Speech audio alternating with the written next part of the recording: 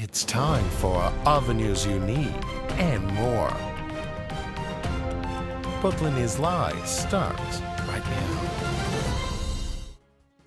Alrighty, welcome here live into Brooklyn News Live on this Monday, May 4th. I'm Jackson Mitchell. It is 1:59 here in Brooklyn. That means it is 11:59 on the West Coast and 2:59 on the East. It is good to be with you. We have a lot of news to get to, so we're starting here just a few seconds really early. We want to start with the breaking news out of the Supreme Court, so stick with us for that. We do want to note here we are also standing by because we do expect at any moment President Donald Trump from the White House to begin a small business summit from the Oval Office. When that begins, we will take you there live.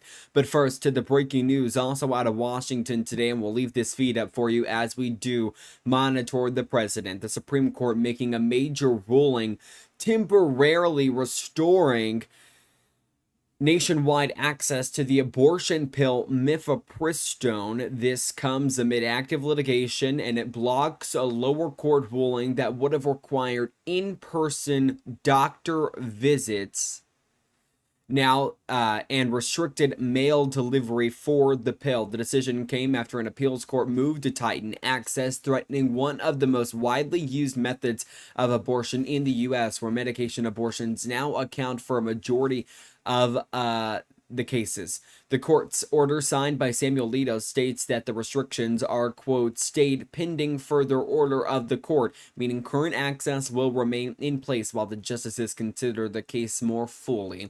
The ruling comes amid ongoing legal battles following the overturning of Roe v. Wade, which allowed states to impose their own abortion laws, making access to pills like mifepristone a key issue nationwide. So again, a big ruling today from the Supreme Court. And again, I want to know this is allowing it, but there is still some questions about states that already had it blocked, but it temporarily continues allowing it, and it kind of blocks this appeals court ruling that went against allowing it and mailing the medication. So of course, a piece of the story that we are going to follow, and again, that came to us a little earlier today. And as you see there, I believe if you look in that camera, you can see, I believe that's the press there, and I'll actually switch full screen to the feed here if we can. I believe that is the press standing by to be let inside the room, if you see there. So we are monitoring that, and we'll bring you the latest. Want to turn to the next big story of the day today, the latest on where things stand with the war on Iran, a live look at the Strait of Hormuz, as over the weekend President Trump announced a new program called, quote, Project Freedom. He says this would be to help stranded ships leave the Strait of Hormuz after Iran effectively closed it. The U.S. plans to use military resources to guide ships and warn that any interference would be met, quote, forcefully. Take a look at this lengthy Truth Social post from the president here, and I'm just going to read a quick piece of it where it says, quote, countries from all over the world, almost all of which are not involved in the Middle Eastern dispute going on so visibly and violently, for all to see, have asked the United States if we could help free up their ships, which are locked up in the Strait of Hormuz, or something which they have absolutely nothing to do with. They are merely neutral and innocent bystanders. For the good of Iran, the Middle East, and the United States, we have told these countries that we will guide their ships safely out of these restricted waterways so that they can freely and ably get on with their business. Again, these are ships from areas of the world that are not in any way involved with that which is currently taking place in the Middle East. So there you go. Project Freedom made an announcement to the president's Truth Social there. Now, the Central Command also saying they are going to send 15,000 troops, or rather 15,000 troops, not sending them. Some are already there. 15,000 troops will assist in the project. Iran has already weighed in on the decision. Want to show you some reporting that I was reading this morning from the Washington Journal, where they say Iran threatens retaliation after Trump says U.S. will guide ships in the Strait of Hormuz. The story goes on to read, and I apologize, I still yet don't know how to pronounce these names, but it says Major Jin Ali Abadoli, I believe that's what that says, or Abadalahi, I'm not sure, the commander of, and I'm not sure how to pronounce this as well, but it is a place in Iran, the military headquarters there, said in a statement reported by Iran's state-run Mir news agency early Monday that Iran would strike any foreign force, naming the U.S. military in particular, attempting to approach or enter the waterway. The Joint Maritime Information Center, a U.S.-led maritime task force, said Monday that the United States had set up, quote, an enhanced security area and advised vessels choosing to transit the strait to consider using Oman's territorial waters south of the normal shipping routes. It was not clear from the center's advisory note how the area security was enhanced. So a big question there. And then you still got the question of how exactly is the U.S. gonna do this? But again, the president saying that they will guide ships. Now, this also comes as a deal that we reported on. Iran was seeking for another ceasefire, a continued ceasefire. The White House now rejecting it. President Trump saying that Iran, rejecting a deal rather that Iran put out that would have opened the Strait of Hormuz and ended blockades before any agreement on Iran's nuclear program. And again, that is this big thing that the U.S. has continuously said over and over again. That is something that we are simply not going to agree to, and that is not ending the nuclear program that is within Iran. Now, the plan had called for stopping the war and restoring shipping first while delaying more complex nuclear negotiations. This will be until after the stages. The U.S. officials said they would not accept a deal without strong guarantees that Iran will never develop nuclear weapons. And again, that's kind of what I just said there. That is a big sticking point in a non-negotiable thing inside one of these ceasefire deals. So it's going to be something to watch. Oil prices continuing to rise once again. Take a look at fuel prices. Today, 445. I'll tell you, I filled up my tank yesterday and gas was around 370, and then I used my parents' Walmart Plus. Got about 10 cents off a gallon, so 360. My car from E was about $60 when before this war began, it cost about $35 to fill up my tank. So that just shows you how high prices are rising, nearly double of what they once were to buy a tank of fuel. Today, though, 445, that national average just up 1 cent from Sunday. 389 here in Arkansas. Jonesboro not too behind the state's average. 388 there. So gas prices, oil prices rising here. I'll tell you, oil, crude oil, and Brent oil back up above $100 a barrel. Also, some big news over the weekend. If you have been following aviation for quite some time, and we're still monitoring this feed there on the right side of your screen, waiting for President Trump to step out. Well, the big news there, Spirit Airlines ending operations over the weekend. So a big deal with part of the story, and I believe we're having some issues with that video that you see there on your screen. I apologize about that. A big deal, but something we brought you on Friday when we had learned by new reporting that had suggested that there was going to be an ending, a conclusion essentially to Spirit Airlines, and that has now come to fruition now here. And give me just a moment. I am preparing some graphics for y'all. That dark screen should not have been there. Our blue screen should not have been there. So give me just 1 second. And that is what I'm doing here quickly. So there we go, and maybe it'll pop up on your screen just about now. That's what I'm looking for, our footage of the Spirit Airlines planes.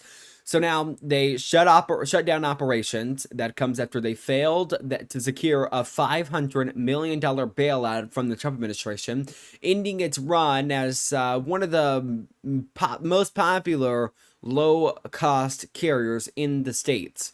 The airline now has struggled for quite some time with high fuel prices, debt, and competition, leading to its collapse. Everyone's frustrated. I mean, there's a whole line of people here. Everyone has plans. It's the weekend. That's $900 and something I spent so far. but I'm looking forward to getting my money back from Spirit. But when? How? I can't get back home. It's turning into a $160 round trip to $400 or $500, maybe more with both. I can't get a rental car. It's affecting my job. I have to be back at a hospital, take care of patients Monday. Yeah, so it's even going as far to affect people's jobs. The shutdown now leaving thousands of passengers stranded.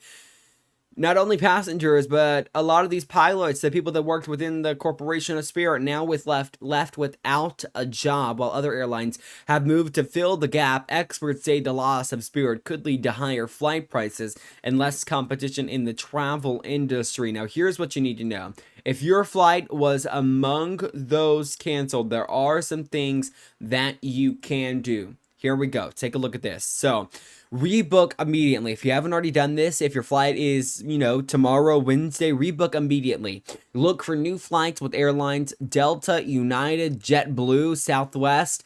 They're all offering limited, quote, rescue fares, around $200 one way. That is how much they're wanting to give you in order to rebook your flight. And not to book your flight, I should say. Request that refund. So if you book directly with Spirit, refund should be automatic to your card. But if you used a travel agent, contact them directly. Once you do that, you need to have your proof ready. Keep your confirmation number and payment proof. You will need to get that to get the discounted fares or refunds. And that is if you're going to rebook from the other airlines, you need to show that you actually had a Spirit flight in order to do that. Acting quickly, these discounted rescue fares are limited and may disappear quickly, so do not wait.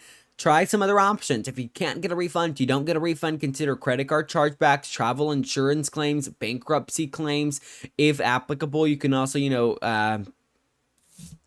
contact your bank and see if maybe there's something that they can offer in support of all of this. So try your best. Get the help that you need, and again, those are some of just quick tips that you can do if you were aboard one of those flights that was canceled. So again, big news that a big airline is shutting down, but again, there is things you can do if you were one of those that was affected by your flight being canceled. Now to this. So over the weekend, 12 hospitalized after a shooting in Oklahoma late Sunday after shots were fired, there during a party at the Arcadia Lake in Edmond, Oklahoma. Now, this is just about 20 minutes north of Oklahoma City. Now, according to Edmond police on their social media pages, they are now saying, quote, that this happened around 9 p.m. Edmond police, along with Oklahoma City police and the Oklahoma Highway Patrol, responded to the scene and located numerous victims. Emergency personnel transported 10 victims to various metro area hospitals. The total number of victims is expected to change as additional individuals transported themselves to area hospitals. There is no update on victim conditions at this time. Want to note here, NBC News is reporting that those passengers, I'm thinking of the plane, that those victims were being treated at the Integris, and I believe I'm pronouncing that correctly, Health Baptist Medical Center. And then in Oklahoma City, while 3 were also being treated at victims at the Integris Health Edmond Hospital. So same Integris name there, but again, at two separate hospitals. So it is going to be a story to follow, a mass shooting in Oklahoma. Okay, we are getting a live feed right now, and we want to take you here, a live feed inside the room of where we do expect to see President Donald Trump here in just a moment for a small business summit. We're going to bring you there in just a moment. I want to note we're trying to get up to all of the news here, so we're not going to sneak in any breaks coming up anytime soon. We want to make sure we can get all of the news here and we're not missing out on anything to go to the president's event. We do want to take you to this story that also occurred over the weekend. Lots of news, guys, over the weekend that we want to bring you up to date with. Rudy Giuliani, who's a close friend of the president, hospitalized, said to be in critical condition. He's 81 years old. Now, we do know critical but stable condition is according to his spokesperson. Giuliani served as the mayor of New York City from about 1994 to 2001. He gained national recognition, gained the name of America's mayor as he served during the attacks during 9/11. Now, we did get a statement from his spokesperson who says, quote, Mayor Rudy Giuliani is currently in the hospital where he remains in critical condition.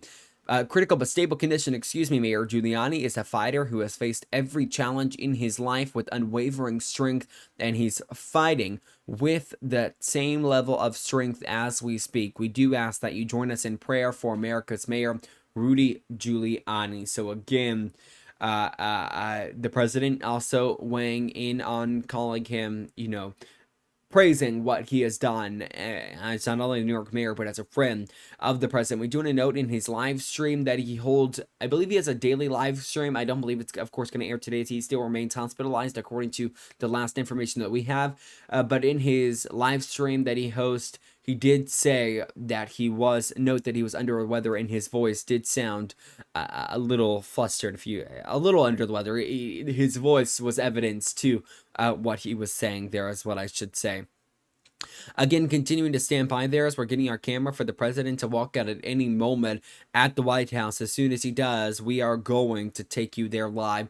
I do want to note, if this does go, and it likely will go into the 3 o'clock hour, we're going to wrap up, but we're likely going to break in at about 2:50 or so, because we do have a few more stories and also weather that we're going to get to. So stick with all of us for that. Okay, want to change course here. So again, we're continuing to stand by for the president to step out, and as soon as he does, we will take you there.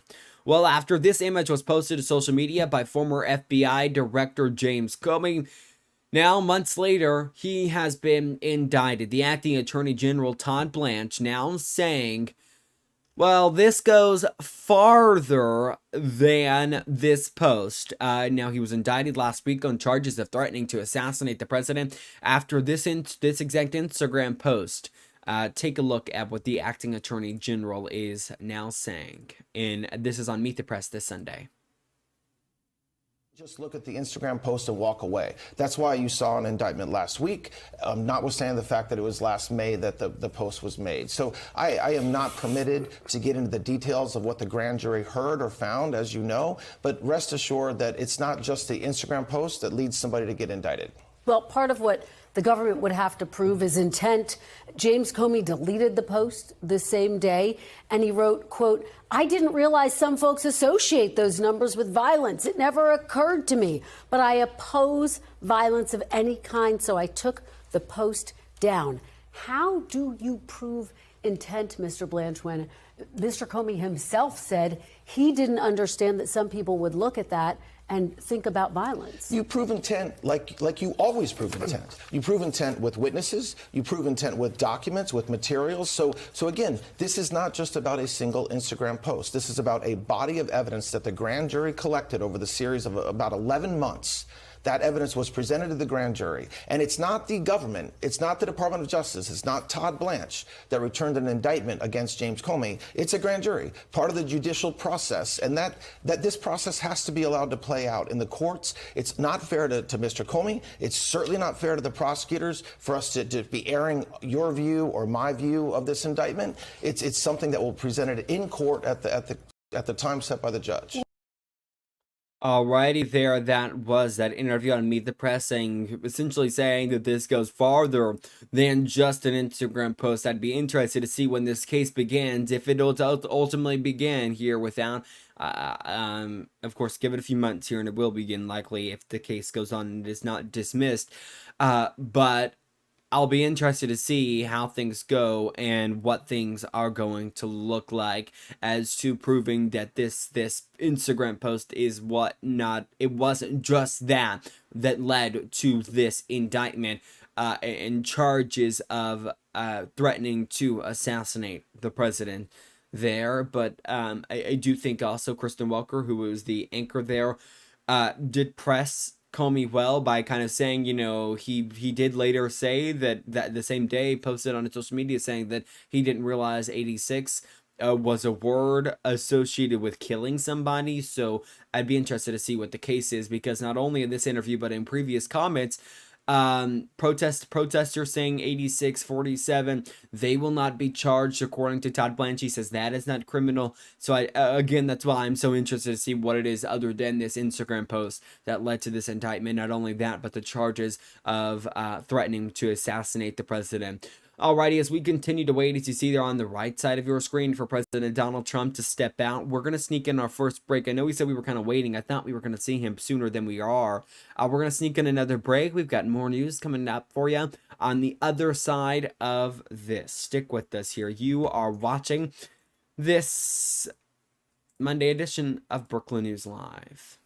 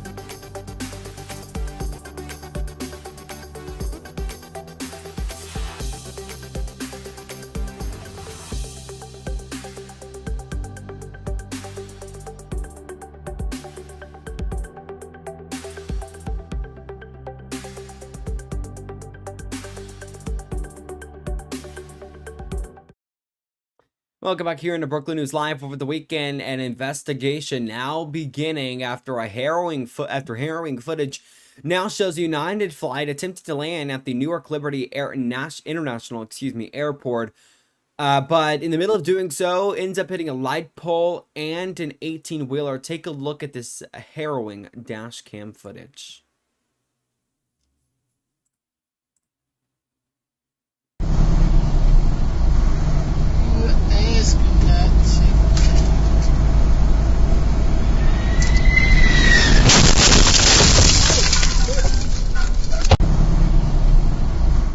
Yeah, something you wouldn't like to watch twice. The unidentified driver of the tractor trailer, well, now he was taken to a hospital with minor injuries and is now said to have been released.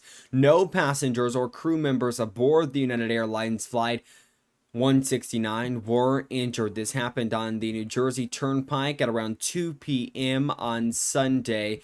The FAA, in a preliminary report, said the plane struck a light post. A preliminary investigation showed that a landing tire and the underside of the plane struck a pole and a tractor trailer, and the pole then struck a Jeep on the turnpike. So some scary moments if you were just traveling in New Jersey, then a plane landed a little bit too close to the highway. It's unclear the exact reason, again, as the FAA, of course, is now investigating this. We are learning new details on the shooter at the White House Correspondents' Dinner. He appeared in court today. We're going to give you more details on that ruling coming up here in just a moment. We do want to show you and run through here some new video that was released by the judge in this case. So we're going to kind of walk you through some of this video, and I do want to note parts of it might be found disturbing, especially towards the end when gunfire was exchanged between the suspect here. So stick with us for that, a 30-second break, and we will show you the new details and the footage.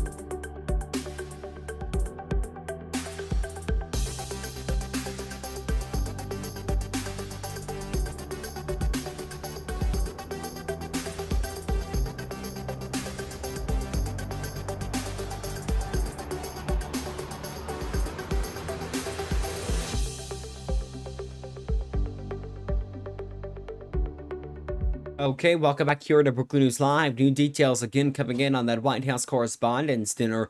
Shooter now released as you take a look at this footage showing him walking inside the Washington Hilton. At first, he continues to walk here, and we're watching and watching and watching. I'm going to kind of skip through pieces of this here, kind of speed it up as we do watch this footage. He then goes what appears to be inside the gym in this hotel. He stays there for just a little bit, talks to the receptionist there. Playback speed was then increased in this video. It goes on to show him now walking out. We also know that Secret Service, an agent and a dog talked to the male. He was not put in custody or nothing. He was kind of just let go. The video goes on. He walks back towards the gym here, as you see in that camera. It begins at about 7:59. That's when the footage begins showing. This is now April, 8:23 is I believe what that said. As it continues here, and he walks near the gym as you saw him there, right near that door, appearing to be possibly pacing down this hallway now as time ticks and ticks and ticks. This is the suspect. He also now appears to have some type of jacket or a coat on. As you continue to watch him, we're going to go through it a little bit farther, and this is then where you see them, and I'll pause it here for just a moment, Secret Service agents taking down the magnetometers. This is after the White House Correspondents' Dinner had got underway. Now we're to watch this in full. This is full screen and better quality than the previous release video from the president. Take a listen. Take a look, rather. So the magnetometer then is going to come down, and about the moment it comes down, if you look down that hallway, it's on the far left side of your screen. If you watched the video before, you know where to look here. You'll then see the suspect run out of that door, past agents. This is the scary moment here when they all draw their firearms. Questions about, what could there have been, crossfire, etc. now being asked here as you see the moment all of this. And I'm now looking back at this video here. I see, if you watch, and I can't circle it on you guys' screen, but something was dropped or either thrown in the floor as you continue to watch this newly released video. As you take a look there at the video, then the playback speed in this video decreased to 35% as it continues towards the end of it. And we're going to watch the slow motion and who ended up shooting fire inside the building of the Hilton, Washington, in DC. Take a look.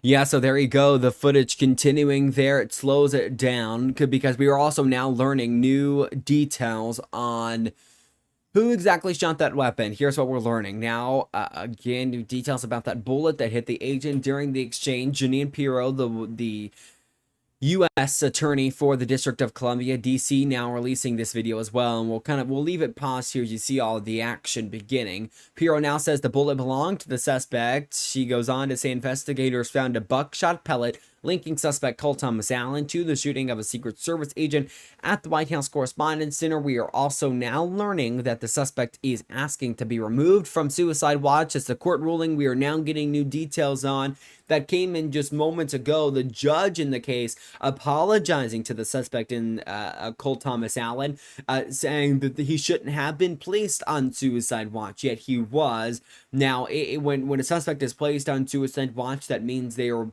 not only being watched 24/7, but they are put in a safe room for 24 hours, are not allowed to speak to, have any visitors, except their legal team, and the rules become really, really strict. So the judge apologizing, saying he not only found it fascinating, but yet disturbing, and that is a paraphrase, but yet fascinated and disturbed is a word to use in this case, saying about the fact that he was placed on suicide watch. His legal team argued he needed to use a tablet in order to better communicate with not only his legal team, but use it for his defense in this case. So again, new information coming out on what you all need to know on the White House Correspondents' Dinner shooter.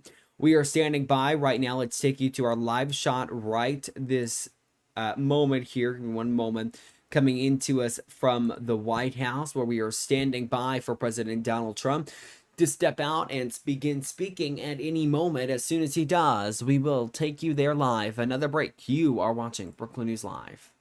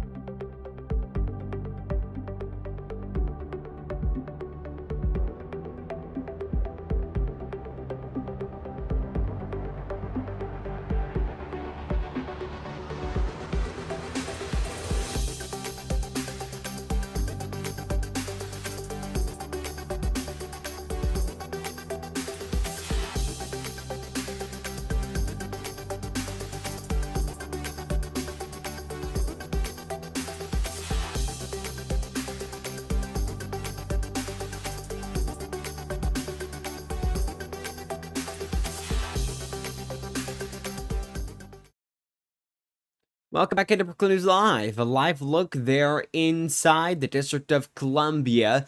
This is a story you likely will not hear often, to say the least. Okay, and we're going to put that little box there because we are still waiting for President Donald Trump to begin speaking. Okay, so this live shot, and previously it showed a top of the top of the Frederick Douglass Memorial Bridge in DC. So a man now staying on there days after scaling the structure, police trying to negotiate. The Metropolitan Police Department in DC said the barricade situation is ongoing as of May 3rd. Today's May 4th, with negotiators still working to resolve the incident. So again, a really, really interesting story, and you likely won't hear it often. So this all began on May 1st when the man climbed the top of the bridge, prompting a large police and emergency response. Now, the man who is on top of the bridge posted to his X page saying, and I'm going to read it here for you, saying, quote, "Hands off Iran, hands off Lebanon, free Palestine." Now, authorities have not officially confirmed the identity of the person yet. In a previous coverage here, and I'm reading directly from the ABC station out of DC. Someone with the same name was involved in a similar demonstration back in 2022. So, I actually, what I'll do here for you is I will rewind this footage just a little bit, because it was when I first tuned into it while I was preparing for the show. The camera was showing what appears to be maybe some type of build-up or something. This is moments ago, some type of build-up or something from the man there. So again, a look at moments ago from Washington, D.C. Alrighty, want to take you back to our live camera out of Brookland here from RDOT, and I believe they have moved it just a little bit. Maybe it's a full-time camera, not just temporary as it was previously said to be, because this is a different angle than we usually get. A live look in Brookland, severe weather expected Tuesday, and we're going to bring you your forecast coming up here as we continue to stand by for President Donald Trump to step out of those two doors for a small business summit at the White House.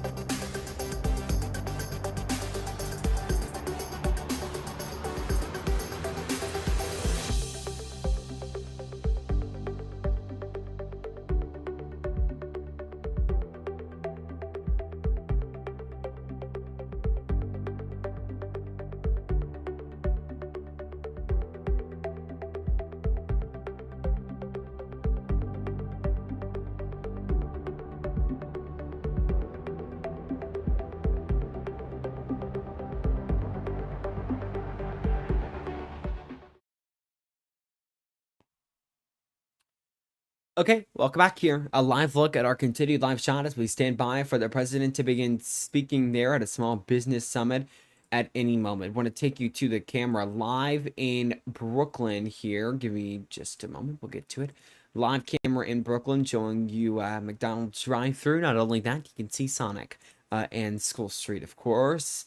As you take a look there, I don't know. I like when Hardot has it pointed towards the highways. We can see traffic and other things there, but not my camera to control. Alrighty, want to take you right now to where your forecast looks like. A windy day for sure. 64 going to be tonight's low. Clouds continue. A little bit of sun peeked out a little earlier. Tuesday, high of 71, low of 52. Tuesday night going into Wednesday morning, likely some severe storms. Right now, we're in a level 2 out of 5 of severity here in Brooklyn, so we're going to monitor it. Of course, it's still tomorrow, so we still got a few hours and still a new releases to come out from the National Weather Service on severity, so we'll have to watch for that. By Wednesday, got to be a high of 61 and a low of 60 as showers continue in the morning. So for sure going to be something to watch for as we go into tomorrow.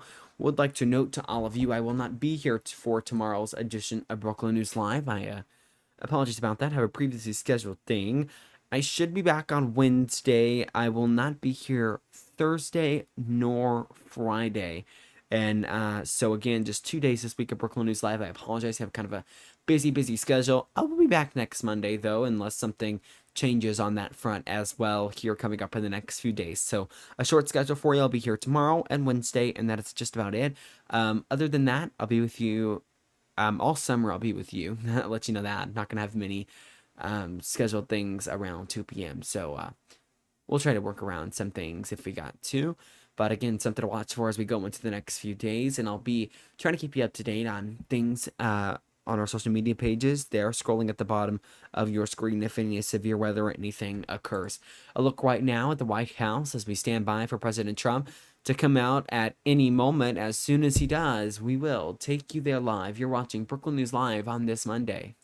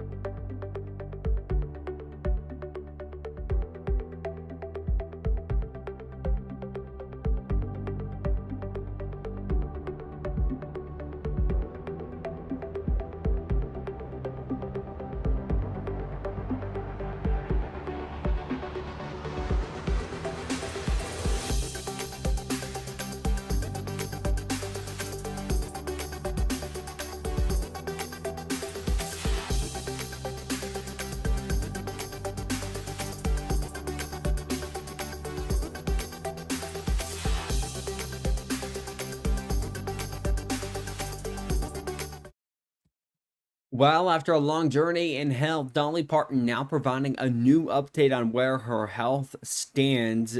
Coming in earlier today, this comes after she canceled her Vegas residency at Caesar's Palace due to her ongoing health. In an update posted to her social media page, it lasted about 5 minutes long. We'll play it for you as she notes she's having some immune system issues. Take a listen. In my life.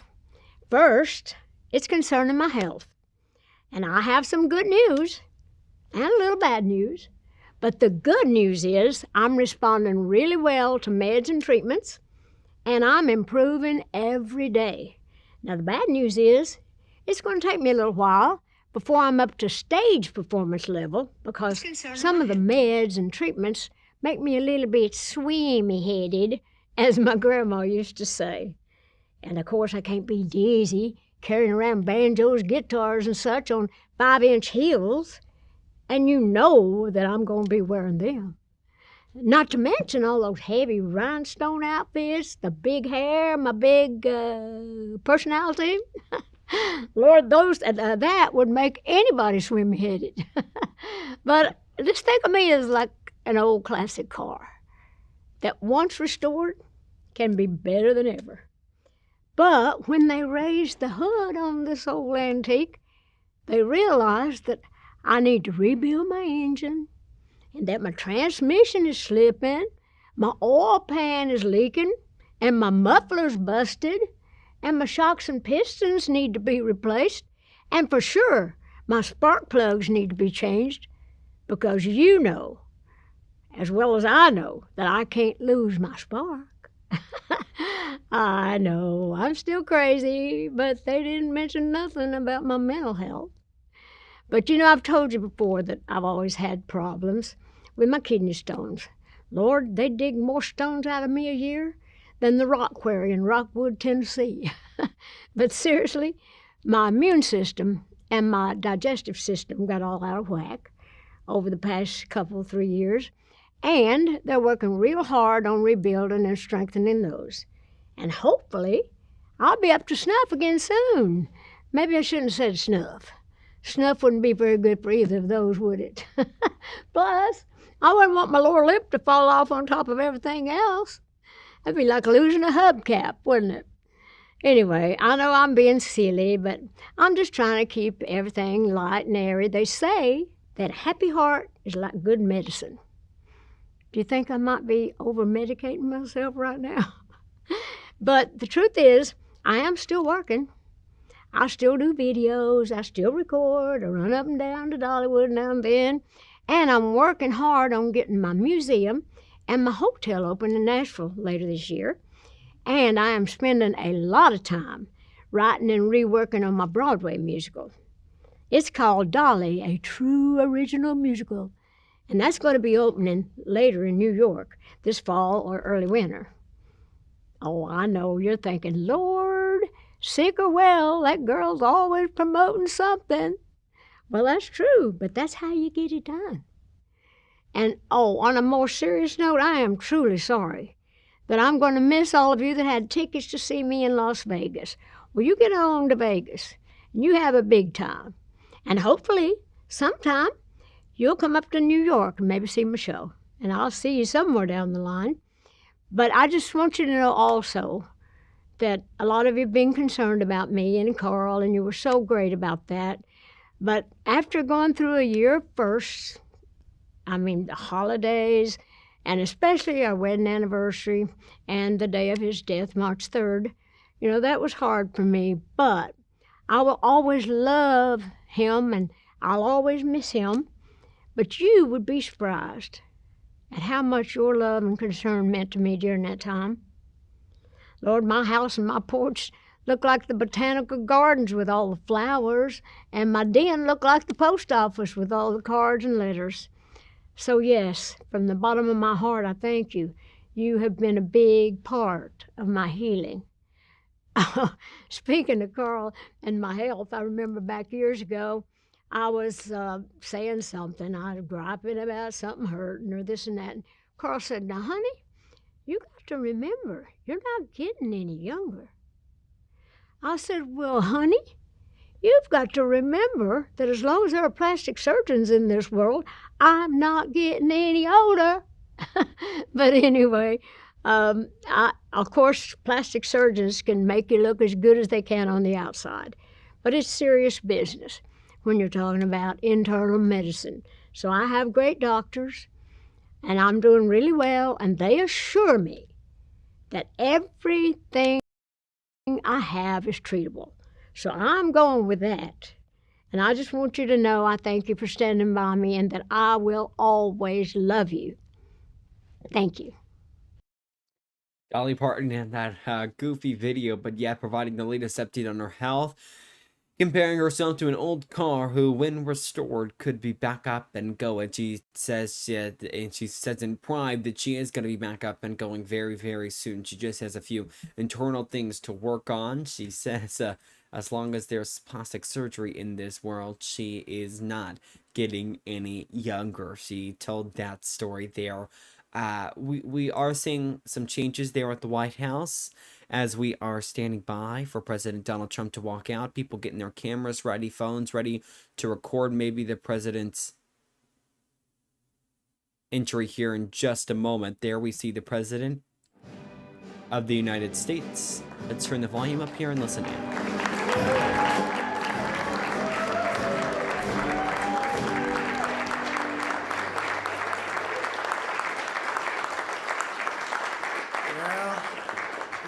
Great group of people outside. I just looked at their wares, and it's beautiful stuff. Made in America. It's great, great stuff. Please sit down. I'm thrilled to be with you and welcome you to the most fabulous place the White House is. Nothing quite like it. People come from all over the world. The King and Queen were just here, and they looked and they said, this place is just amazing. When they came into the Oval Office, they said, this is something. And they've seen some very nice places. They've seen some great rooms, but it is a very special place as we celebrate National Small Business Week. So let me begin by saying congratulations to the small business people of the year from all 50 states. It's a big deal. It's a big deal, and you can be proud of yourself. Our country's made up of a lot of small businesses, and that ends up being a really big business. As small business owners and operators, the people in this room represent the 36 million small businesses who create 40% of all economic activity in the United States. Think of that. A group of people added together. You're essentially the most important factor business-wise in the whole country. And this country is leading the whole world. We are now. That I can tell you by a lot. You're the lifeblood of the American economy, and with your help, we're truly making America great again. We're doing record business. We have a stock market that hit even with this military operation, call it whatever you want. We can't let Iran have a nuclear weapon. We hit all new highs, and I said we have to take care of business because we can't let that happen. So we did a little detour, and it's working out very nicely. They have no Navy, they have no Air Force, they have no anti-aircraft equipment, they have no radar, they have no nothing. They have no leaders, actually. The leaders happen to be gone also. But can't let them have a nuclear weapon, or you'd have problems like nobody would believe. And it's going very well. We're also pleased to be joined this afternoon by Secretary of Energy Chris Wright, who's been amazing. Where's Chris? Except everybody was wrong. They thought that energy would be at $300, right? $300 a barrel, and it's like at 100. And I think going down, and I see it going down very substantially when this is over, Chris. And I think very rapidly too, at levels that you've never seen, because there's a lot of energy out there. Ships all over the world that are loaded up with it. They can't do much with it because they got kidnapped by a pretty evil place. But we're taking care of it. We have Administrator Kelly Loeffler, who's incredible. And she's the head of the Small Business Administration. We're thinking about a name change, but I don't know. it's still a pretty good name. And I always say it's the small business is a giant business, because when you add up your whole department, that's not a small business, that's a really big business, the biggest. Under the last administration and their radical left allies in Congress, small businesses were brutally crushed by the worst inflation in American history. We had the worst inflation under Biden that we've ever had, and I always like to correct, because if I don't correct, then the papers, the media goes crazy. He made a mistake. Well, the official number is 48 years. I say the worst in history because I don't believe the 48 years. I say it was worse than that, but in many ways, 48 years sounds worse than in history. I don't know why, but it was 48 years or worse. It was a Biden inflation. They had this is what I inherited, and now we had it down where just prior to the war, the inflation was 1.4%. And for 3 months, over a 4-month period, it took me a little while to get it down from the levels it reached. Biden added $6 trillion worth of new regulations and created an estimated 356 hours of paperwork every year for small businesses. You know what that means better than anybody. It means no good. Their policies punish hardworking citizens, and our policies protect you and reward you. And also, we happen to have something else that I think is good for your businesses. We are respected all over the world now, again, as a country. We were laughed at. We were a joke. We were a total joke.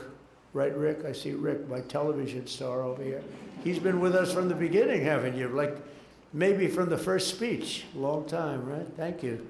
Thank you very much. Well, I think we're doing good for you, Rick, right? And you're doing good with your shop? And I know you're doing good on the television camera, so that's maybe more. That's good. That's great. Thank you. Last summer, I proudly signed the great, big, beautiful bill, the largest tax cuts in the history of our country, and boosting millions of small businesses.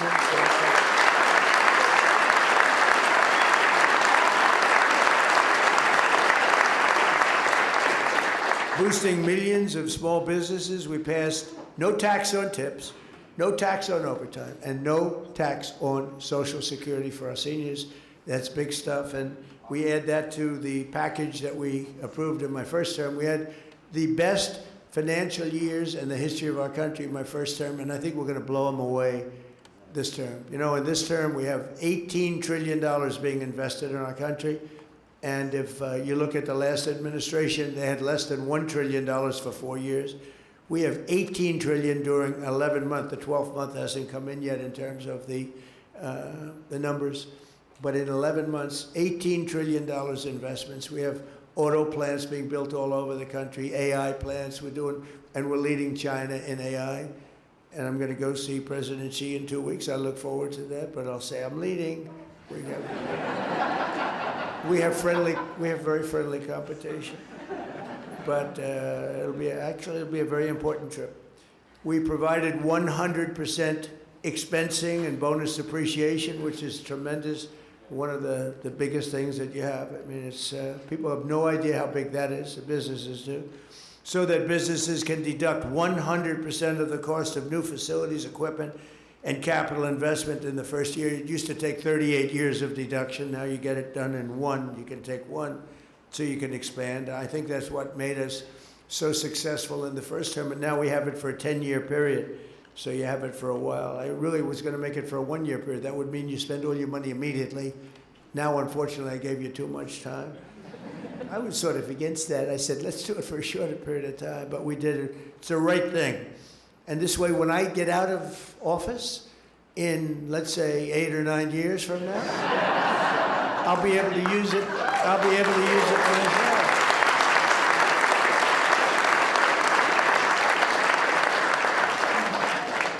And to ensure that you and your family can keep your businesses in the family, we virtually eliminated the unfair estate tax or death tax for farmers and for small businesses. So, you know, oftentimes you I just met some incredible people. They have beautiful businesses, small businesses. They want to have their children. Those businesses were all long-term.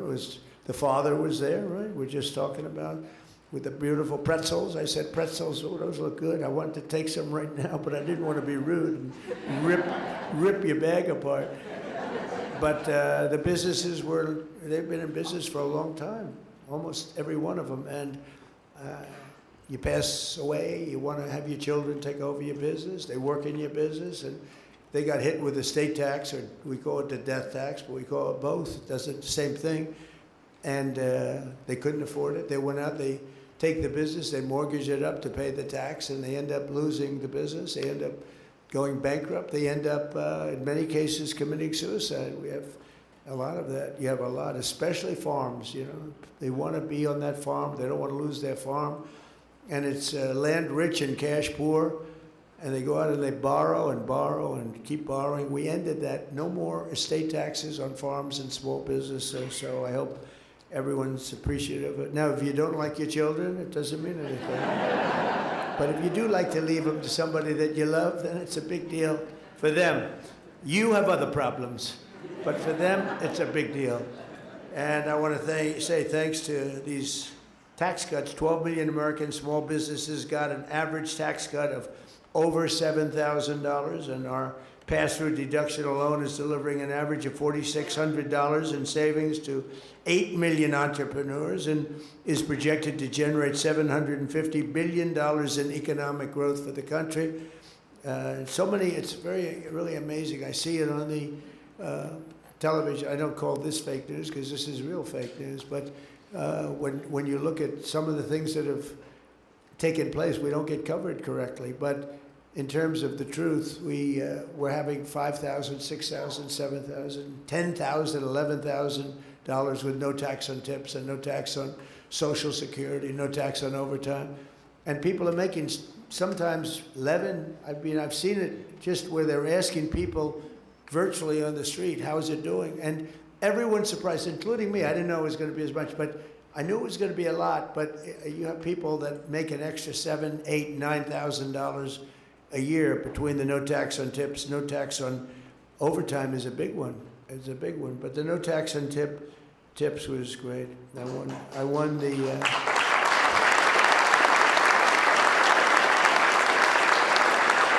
You know, typically, I don't know why. I can't imagine people voting for the other side with their policies and everything beyond this, long beyond this. But we won Nevada by a lot, and typically Democrats win that state. And no tax on tips. A lot of people getting tips in Nevada, so it had a big impact on people, and much bigger than they thought. And they're just now starting to realize how big and how really wonderful the great big beautiful, I call it the great big beautiful bill is, because we really, it should be called the great big beautiful tax cut bill and regulation cut bill. We put everything in 4 years. If we didn't pass another bill, which won't happen because you always want to keep going, but everything was put into this one bill. That's why it's called the great big beautiful bill. And one of the things that happened is we were going to do it over 17 different bills. And I said, let's give it a shot. Alrighty there, President Donald Trump speaking from the White House, live there at a small business summit, expected to bring people in here in just a few moments. That is going to do it for our coverage on this Monday. Thank you for joining us. We're going to be back here on Wednesday. That is our last day of the week, I guess, for us. Of our coverage here on Brookland News Live. So join us then for that. Again, we're going to be with you again tomorrow, 2 p.m. We won't be here Wednesday. I'm sorry. We won't be here Tuesday. We'll be here Wednesday. We won't be here Thursday, Friday. Then we'll be back here next week. So join us then. That is for us. Hope you all have a great rest of your day.